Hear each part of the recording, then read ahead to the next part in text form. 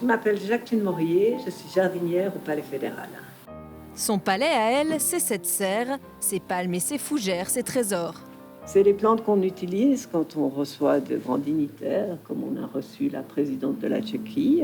On s'en est servi aussi pour la visite du pape. C'est des plantes qui voient du beau monde. Les cactus, ça, c'est pas très diplomatique.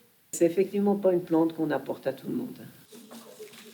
Depuis 30 ans, c'est elle qui confectionne les arrangements pour tous les bâtiments de la Confédération, en fonction des couleurs, de la saison, mais aussi des goûts des uns et des autres.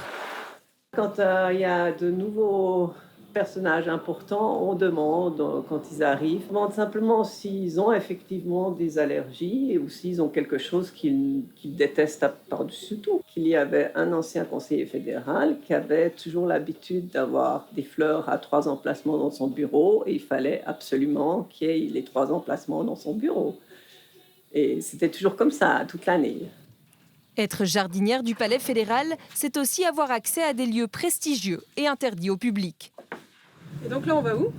Là, maintenant, on va à l'aile ouest du Palais fédéral. On va changer une terrine à l'entrée. On va changer un bac de fleurs. Au plus proche du pouvoir, mais toujours dans l'ombre, Jacqueline Morier travaille surtout tôt le matin avant que les bureaux ne se remplissent pour ne déranger personne. Une mission discrète et pourtant indispensable. Il faut quand même que ce soit toujours bien décoré, que ça a quand même un peu d'allure.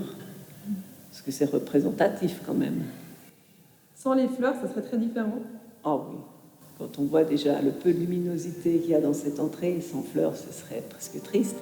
Amener de la vie entre ces murs, rendre ces lieux chargés d'histoire chaque jour plus beaux, bichonnés, soignés. Quand elle évoque son travail si particulier, Jacqueline Morier ne parle pas de passion, mais d'amour.